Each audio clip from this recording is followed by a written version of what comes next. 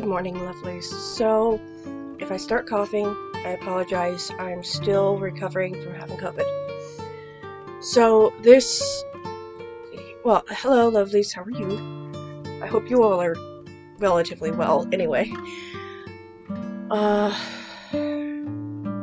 This video today is about me using the Black Watch poly taffeta that I picked up last year.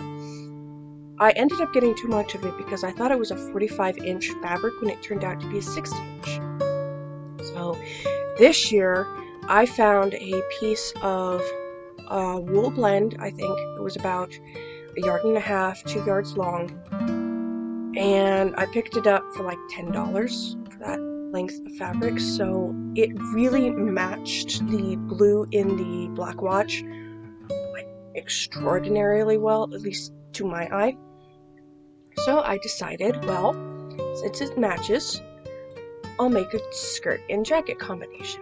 So this video is making a Black Watch poly taffeta skirt, and I decided to use the 1950s Does Victorian.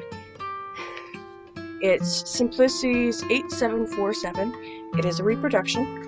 I do not have the original. I kind of wish I knew what the original was and how the piece is laid out, because this skirt got 2 gores in the back that do the kind of Victorian back silhouette, and I really like it. I managed to pattern match what I consider the important parts, which is the front and partially the sides, but mostly the front. I did insert a pocket into the right-hand side so I can, stick things in it. It's a relatively decent sized pocket. The other side has a zipper, and I didn't feel like finagling with a zipper. So there's that. First off, I used a metal zipper. I picked it up for 99 cents at my local Goodwill. And a skirt hook, which was probably 50 cents because I bought a pack for a different project. I did hand stitch the bottom, so probably altogether maybe $20 to make the skirt, maybe.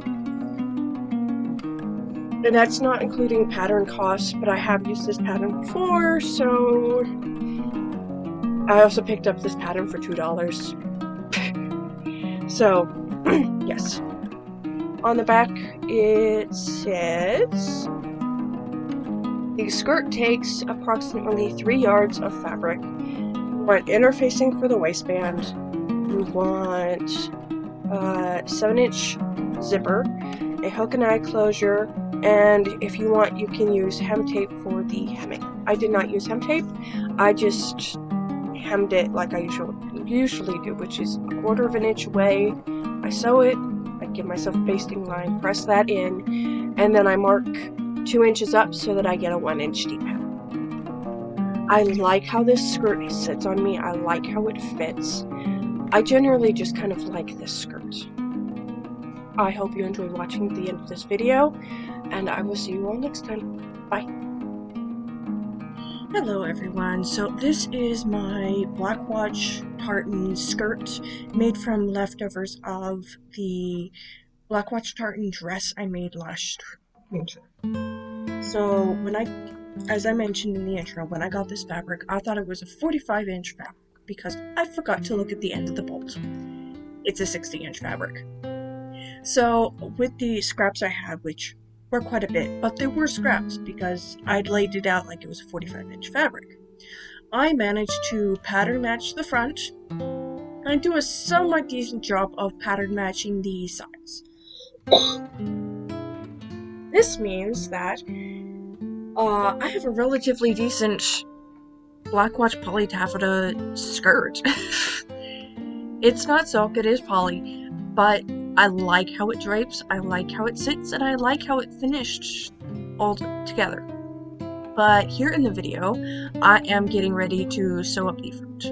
I did put a pocket in one side, but I wanted to sew up the front and finagled the back before I fiddled with the pocket. because once you sew up the side seams, everything will just stay where it is. So here I am just prepping to sew up the front, which is basically matching as much as I can, which I tried to match as much as I could, as well as I could, because it does chevron in the front if you do this right. Pattern matching is rather difficult, but it is kind of fun, so I enjoyed the struggle. And it was a bit of a struggle because it was pattern matching. So once I have this the way I wanted and pinned, I will then take it over to my sewing machine, sew it, and then I'll press it, because I did overcast all these edges. It wasn't fun, but I did it, so that it won't unravel. As this is a poly taffeta, I do believe that it is washable, so a nice-ish skirt that I can wear during the fall and winter that's semi-washable, I think. I count that as win. So again, I am just working on pattern matching all of this up so that the front looks relatively nice. I will then mess around with the goatees. So in the back of the skirt, if you've seen my red plaid ensemble piece, this skirt has 2 goatees in the back that go from the top of the skirt all the way down. And these create the Victorian, back of skirt thing. And I rather like how it looks. It may not be to everyone's taste, but I like how it looks. So here's the goatee shape. It is basically a oddly shaped triangle that is flat at the top and has a big swish. It does have a placket on the inside that attaches the 2 side back pieces, so everything is pulled together and lays flat. And this just creates kind of like a bubble effect and lays nicely in the back. Again, I did overcast all these seams, so here I am just I will be able to press all these flat, so that they'll stay where they're supposed to. Here I am just working out the excess so that it all lays flat and matches up relatively well.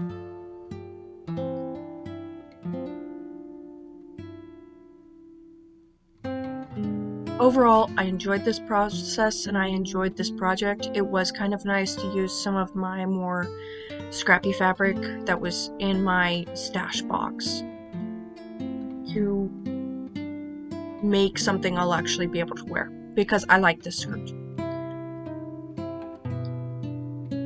So that is the placket, and that gets sewn up once you've got the goatees sewn in place.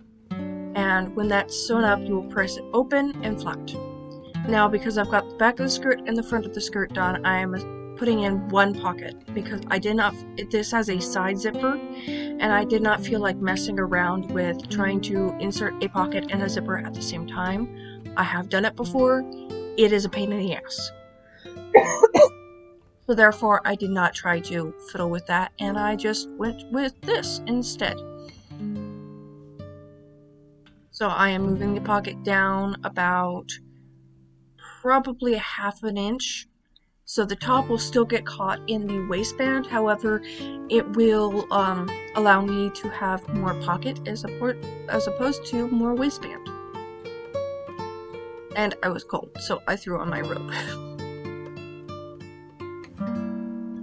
Even though when I was filming this, it was spring, it was still relatively cold. So I've got the 2 pocket pieces assembled. As you can see, there is the overcasting stitches. And here I am just lining up the top of the pocket seam and the bottom of the pocket seam, and then approximately 3 inches up, so I get a 5-inch opening. But I also get a deep well where if you put your phone or something that could fall out of your pocket if you don't have that, it gives it a nice depth to be able to hold. If you also want to, you can reinforce this with a 1/4 inch seam away from your original seam, so that you get a little bit of reinforcement along that bottom part. I have not had to do that to any of my skirts yet because I don't use the pocket except for my phone. Everything else goes in my purse except my phone. But with that pocket, it makes it a nice and easy to use this as an everyday skirt.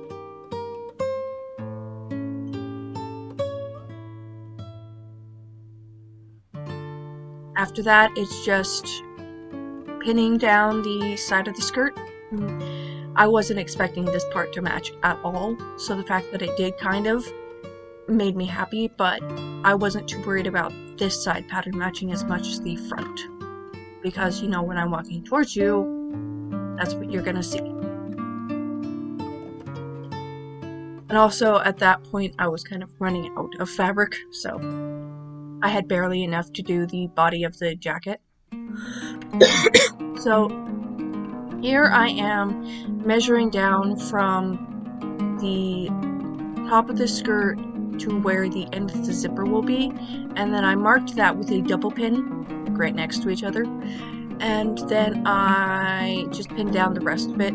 So what'll happen is I'll baste from the top to that point, and then I will switch down to the smaller stitch length, which I think I used a 2.5 on this skirt, and then I will just finish off the seam without breaking stitch. I will then press all of that open, and then I will go in and put in the lap zipper. I did on this skirt put the zipper in the wrong way, but it still works. So this was my first attempt at doing a lap zipper in a while, and it made more sense when I was using a metal zipper as opposed to one of the poly zippers. I'm not sure why, but it did. Maybe just like it just intuitive when it was a metal zipper. It was like, don't let the needle hit the teeth. Don't let the needle hit the teeth. It will break. And I'm low on needles. So after attaching the waistband, then I just went in and whip stitched the other side of the waistband down, and just kind of finished it up. I will say that when I'm doing a waistband, I like to sew the seam allowance on the other end of the waistband, like the other side that'll get flipped to the inside. I like to sew that down, the seam allowance down, and then press it. As in, I sew from the edge 5/8 of an inch, and then that gives me a perfectly good straight line to press. And once that is pressed, then I feel much more comfortable with doing the end of the waistband sewing as opposed apologies, as opposed to just trying to freehand press that down. After I sew that, well, before I hand sew this, but after I machine sew it, I will also go through and mark the 1 1/4 hem allowance, which is basically I sew 1/4 of an inch away from the edge of the skirt after making sure it's, you know, relatively level. And then I will use my iron to press that up, and then I will go through and mark 2 inches up, because then when you fold up the end to meet that point, it gives you an inch hem, because the 1/4 inch has already been turned down, so it won't fray out on it. On the other skirt I did a bias space hem. So here is the skirt. Really, I like how it turned out. It makes me feel very comfortable, and it is very easy to move in. So thank you all for watching. I will see you all next time. Bye.